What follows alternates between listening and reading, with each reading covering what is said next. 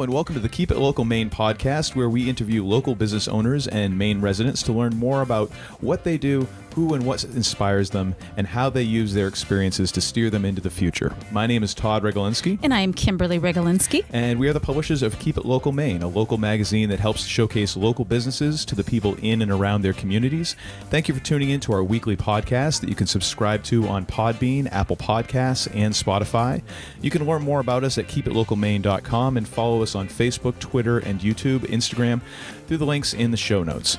In this episode, we'll be talking to Corinne Watson from Tiny Homes of Maine. Corinne has been drawing floor plans and sketching home designs on scraps of paper as long as she can remember. She hails from Smyrna, Maine, with small town roots, and learned at an early age that grit and determination can get you just about anywhere. The drive spurred her to the first in her family to go to college. She attended the University of Southern Maine and completed a degree in electrical engineering with a concentration in microelectronics. Despite corporate success, she never felt fulfilled climbing the corporate ladder and wanted to merge a passion for design and architecture with her manufacturing background into a purposeful business.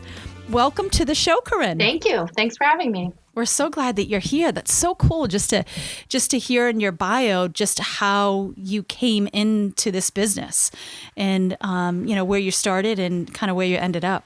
Yeah, and I've got to be honest, I've never heard of microelectronics as a major, so I'm awed by that because I'm dumbfounded as to what that even is. What is that? You have to educate us. Basically, has to do with semiconductors and microchips and the circuitry that goes on with that. Okay. See, now I feel like I've learned something. Yes, we've learned something today. This is good. Yes. So my first question is, now what exactly is a tiny home? Is there an industry standard definition for that, or is there one that you kind of prefer? Sure. Do you go by what zoning requires, or what? How would you define a tiny home? So I'm glad that you asked that, because that came up with the state of Maine just last year, that they were having a difficult time regulating tiny homes because they had no definition. So we spent 9 months working with our local senator and created LD 1981 to define what a tiny home is in Maine law. So if anyone looks up LD 1981 in Title 29A, they will find that a tiny home means a living space permanently constructed on a frame or chassis and designed for use as permanent living quarters. And then there's a few other line items after that, like follows ANSI standards, does not exceed 400 square feet. It can't exceed any dimension allowed for operation on a public highway, and is a vehicle without motive power. So that is the definition. That is so cool. Yeah, that's so cool. And I've seen some of your work that you've done, and it's just, it's absolutely amazing. I mean, the work that you guys do, just the craftsmanship, it's just absolutely beautiful. Just to me, it's a work of art. It really is. Well, I think and this is kind of the two parts of our personality.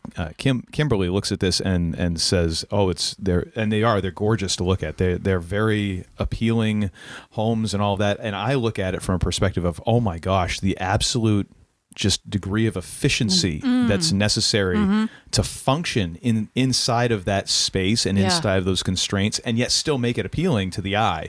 To me, is kind of mind blowing. That you can pack so much in to a space like that. Yeah. It is. It's so very fun. And I oftentimes describe our tiny homes as a piece of furniture almost, or like an heirloom type of thing that you would pass down to the next generation. Oh, I like that. Yeah, that is cool. Yeah. And now when you, how do you, I'm going to go off script already. This is great. When you start planning these out, how do you, is there a specific part that you start with that you say, okay, well, I know the bed is going to have to go here, or I know that I have certain things that have to go in places, or is it really like you can kind of switch things up to, in any way, shape, or form within, just as long as you stay within that box? Yes and no. So we do have some design criteria because of the way that the custom trailer is fabricated. So you have the subfloor and you have the wheel wells that you have to design around. And then we design and engineer our units for our climate here in northern Maine. So those are things we keep in mind too. For instance, we keep the bathroom and the kitchen kind of together to keep that plumbing so it doesn't have to go across the entire tiny home if you had a bathroom on one end and the kitchen on the other end.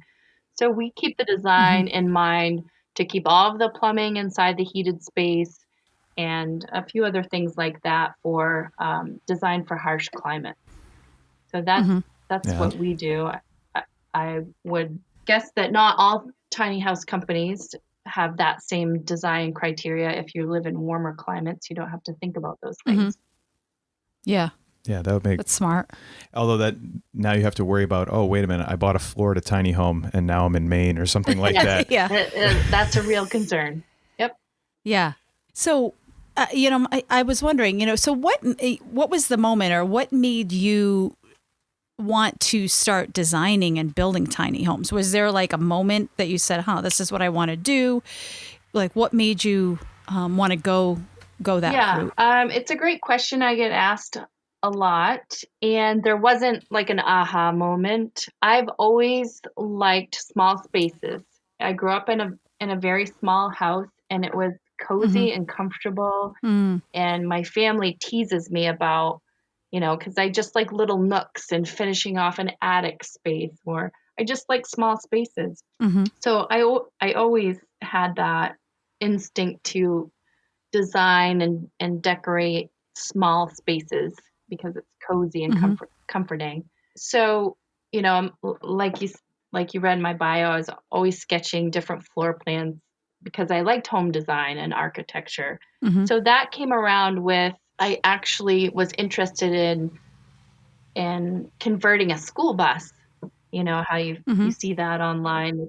They call them schoolies. So it's like a tiny home on a school bus. So I was trying to convince my family just to do that as a fun side project in our driveway. Let's buy an old school bus and convert it. I had some great memories of my grandfather who had an old school bus as his camp, and he would be out there by the wood stove and we'd sit out there. So, it's very nostalgic for that. But I couldn't convince anyone that we should go ahead with that project. So with keeping the small space in mind, I got into following the tiny house movement. And I just thought it was fascinating to have everything you need in a compact living space. And, you can have that in a travel trailer or a camper, but to be able to design it and make it feel like a home is what I was interested in. So it wasn't really starting a business. It was just a project I wanted to do. So my husband and I bought a trailer, and we started designing and researching and building a tiny home in our driveway. That's so cool. Yeah. And it came out really great. And, at the time I wasn't feeling the 9-to-5 corporate world, as you drop your kids off at daycare, and just, it's a time consuming thing that you're not passionate about. And I'm starting to, think that I'm feeling my entrepreneurial spirits come through and wanted to express creativity. So all of these things kind of all came together. And after building that one tiny house, I thought, with my husband and I's skills, I thought that we could have a successful business doing that. That's awesome. That's really interesting, because I've heard from several people who are either artistically inclined or entrepreneurially inclined, if that is in fact a word. If it isn't, I'm just going to roll with it anyways. We're just making it up. Yeah. And but that idea of always kind of keep your passions in play, always have side projects that you're working on, but also be keep an eye on which side projects could turn into your main thing. That some of these things that you're doing because they're fun could turn into like, that's your work now. That is your career, your main passion right now. So I think it's really cool that you were able to find that and to take something that obviously has been with you for a long time, since childhood, and be able to turn that into what you do. That's awesome. Yeah, thank you. Yeah, that's so cool. Now what are, actually, I'll even change this up a little bit. What are some of the most frequent questions people have about tiny homes, and maybe even what is kind of some of the sillier or really kind of out there questions you've had about tiny homes, or just what are some of the questions that people ask when they're going through the idea of either buying a tiny home or designing a tiny home, and kind of getting into that lifestyle, because it kind of has to be a lifestyle, really. Yes. So the most frequent question is really easy. Probably 99% of the people that are contacting us say, I really want to do this, for all of these reasons. Where do I put a tiny home? So that's the number one question. And it's the $1 million question, because the answer is it depends on which state, which town, which zone within each town. So there's a lot of variables in placement of tiny homes that can get complicated. So we work with clients to try to help navigate that. Oh, that's good. Yeah. What I thought was really cool is just looking on your website, how it talked about, so you have tiny homes, but then you guys can also do things like mobile offices, retail space, art studios, vacation kind of cottages. So there's so much more that you can even do with this. So even now where we're in this, in COVID, there's a lot of people working from home, right? So if they didn't want to do a renovation or add on to their house, it sounds like possibly, depending on zoning, that a tiny home could be, a mobile office. Yes. Could be an option, depending on zoning, that could be an option. And I think that's just so cool. So if anyone's listening and they need an office, you need to call Tiny Homes of Maine. Yeah. You need to see if you can get zoned first. But that was so cool just to I'm think just over here smiling because I imagine you're trying to push me out of the house. That's where I'm going with this. So Todd, we're going to get you a mobile office here in the backyard. Yeah. So I just think that's really cool. Yeah. And that's even interesting how it's tied into the coronavirus pandemic, because our business has shifted towards more commercial, or, people who are living in or working from home or doing school from home and needing a dedicated space that preferably would be outside of their home.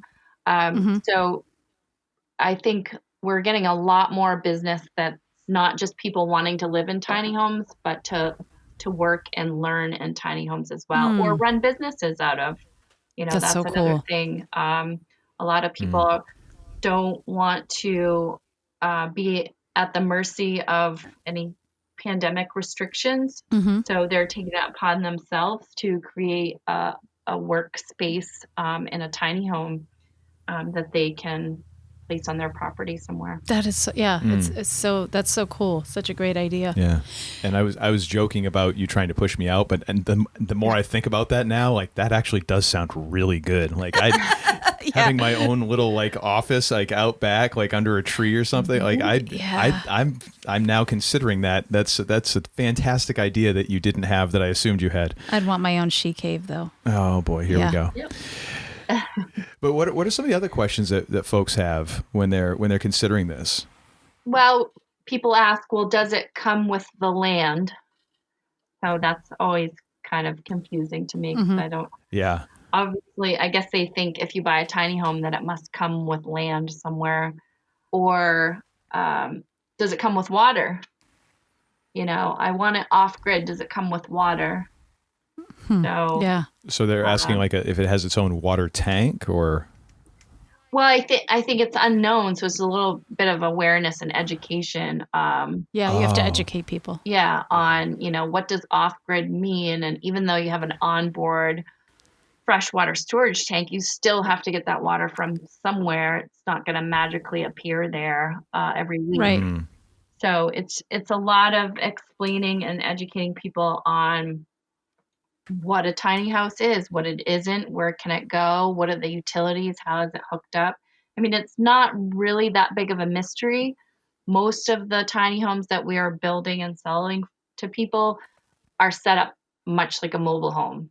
So Right. you insulate around the bottom, you put some skirting up so it's above freezing underneath the tiny home. Even though the floor is insulated, you have a water line coming in and either a gray water line going out, or if you're connecting to sewer, that line's going out, and those need to stay above freezing. So that's much like a mobile home setup. And then a smaller portion of tiny homes that we design and build do have onboard storage, but they still have to be, like, the fresh water would still need to be filled at a certain frequency, and then your gray water would need to be emptied somewhere, somehow, at some frequency. So that's less common, and that's more like a camper is set up. Yeah. So what are some of the challenges that you faced in this business? You started in 2016. Oh boy, it's a long list.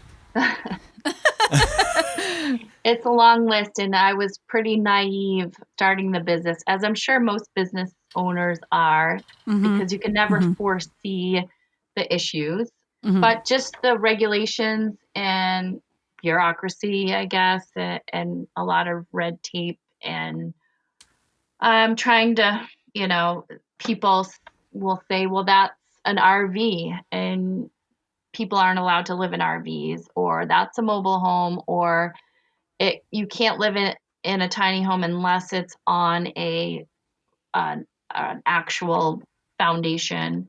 So just the codes and zoning portion of it, and then all of the regulatory stuff like getting VIN numbers and highway safety stuff, and then also financing. So that's a huge piece of it. Not everyone can come up with $50,000-$60,000 in cash or more to make a purchase. So what does a bank need for paperwork and to enable people to finance? So we have broken through a lot of those barriers, but there's still a lot left. Now, who's really buying these? Do you feel, are there families? Are we talking, mostly kind of couples or singles? Sure. Obviously, mostly I'm thinking for living, I guess is where my question is coming from. Yep. So there's kind of a pre-pandemic demographic, and then a demographic after COVID struck. So prior to March, the majority of our clientele are single women in their 50s and 60s looking to retire. And so many people are surprised that it's not young people. So we don't really see many young people at all. Wow. Yeah, that does surprise me, actually, because that's what I was thinking. Yep. Nope. I was thinking it was millennials. I was thinking for some reason that this would be something millennials, but it's single women, huh? Yep. I assume they have established credit, or they're selling their bigger home and have cash to buy, and they want a place that they can manage themselves and be independent. And then kind of after, in the last 6 or 8 months, it's everybody. So it's young people, it's couples, it's families, it's older people. So anyone that has been impacted by this pandemic, who either doesn't have a place to live, can't afford where they live, or are realizing their priorities are shifting and they don't need everything that they have in their current situation, and would like to downsize and prioritize their lifestyle moving forward. It's interesting. That makes sense. Yeah. Because it also makes me wonder if how much of it is tied to kind of the minimalization movement, which I think there's always been people who are more into minimalism as a rule, but I think there was with people trying to organize, and I only have 8 pairs of socks, Mm-hmm. and I only keep these many books, and this and that. And it seems to me this would be part of that, but I'm sure it's not all of it, certainly. No, and my opinion and experience talking to hundreds, if not thousands of clients interested in tiny homes is just lowering the overhead for their life in case something changes. Mm-hmm. So, Yeah. just less bills and not having to work so much and have all of your paycheck go to where you're living. Yeah. Yeah, and it's just got to be such a weight lifted for people that finally make that decision, because you're not just at that point, you're not just working to live. Right. You're living your life, and you're able to have experiences, and I just got to imagine that it definitely is like you said, it is a lifestyle change. It's making a choice to have a lifestyle change. Yes. So we've talked about some of the challenges. What would you say has been your biggest success? Well, I mean, I would like to say having that law passed, LD 1981. I learned a lot in that process. I mean, we didn't have the funds to hire a lobbyist to do this work, so I did it myself. And as frustrating as it was, it helped the business because we were shut down prior to that, because the state had stopped issuing titles, which essentially made it so no one could finance tiny homes. So obviously it helped us get back on track business-wise, but I think that was just a personal success, seeing that through to the end. And it was pretty neat going to Augusta. Looking back on it was pretty neat, not in the moment. Yeah. Oh yeah, I'm sure. It was pretty frustrating, but just working with lawmakers and sitting in on the Senate, and then this actually just barely got in the last night that the legislature was open, because they were going to close due to the pandemic. So they had a number of COVID-related emergency relief bills that they were voting on, and this tiny house bill. Wow. So, and they were going into, it was like 9:30 or 10 at night. And I was watching their live stream just on pins and needles, because they were closing. So if this bill didn't pass, and they're still closed, I believe, Right. then we would, I don't think we could have recovered, honestly. Wow. That's when you want to order some coffee for everyone. I just got goosebumps. Yeah. I mean, that's just like, yeah, wow. And the timing, and then this hits, and now it's just like, it sounds like your business is taken off just because of all the different demands. Yes. And that was, working with Senator Mike Carpenter, just texting and call. I felt like it was in a movie, texting, calling, and it's going to the Senate, it's going to the House. And then I'm like, and I'm watching, and he's texting, and it was nerve wracking. You got to be pretty proud of yourself to do that. That's absolutely amazing. You got to I hope you gave yourself a big pat on the back for that. That must have been a celebration night there. Yeah, it was. That's absolutely amazing. I was going to say we were in lockdown, so we celebrated with our family of 5 because we couldn't go anywhere for 30 days. But that's right. That's got to be so cool, though. Yeah. But tell us about one of the dreams that you have with tiny homes. So I didn't mention this earlier, but another reason I started this business is my frustration over people that sleep outside at night, and that our society allows that to happen. And I spent a lot of time I'm an engineer by trade, so I want to see the data behind decisions being made. So I tried to get to the bottom of why do we let people sleep outside? I don't understand. Is it lack of funds? Is it policy? Somebody tell me. So I met with several policymakers and director at DHHS, and I wanted answers, and it was completely frustrating to see the despair and the people that are trying to help, and them telling me, I understand your frustration, but just know, as we are trying to help with this homeless situation, there are more people against us than for us making these decisions and policy changes. And it was just so frustrating to me to hear that. So, and I have 3 kids, and I want to lead by example and say, this isn't acceptable, and we should do something to help. And if it can't be by policy, then let's try to do something ourselves. And that's really another leg to why I wanted to start this company, is to all of the people that are against or aren't in agreement that everyone deserves a home. I want to give people homes, and maybe I can grow this business to be profitable enough where I can give away homes to people that need them. And that's my dream. That is so cool. That's inspiring. So inspiring. Yeah. Getting a little choked up. That's so cool. Which actually, that leads into the next question, which I think Kim has here. So let me ask you this. So who or what inspires you? That's a good question. And my mom inspires me. She is a very caring and compassionate person, and she has instilled that in my sisters and I, almost to a fault, that you want to help people and you're passionate about making sure that everyone's okay, and she inspires and encourages me when I get discouraged and feel like it's just, I'm like an ice pick on a glacier trying to, help with some of these things. So it's my mom. That's so cool. Yeah. That's awesome.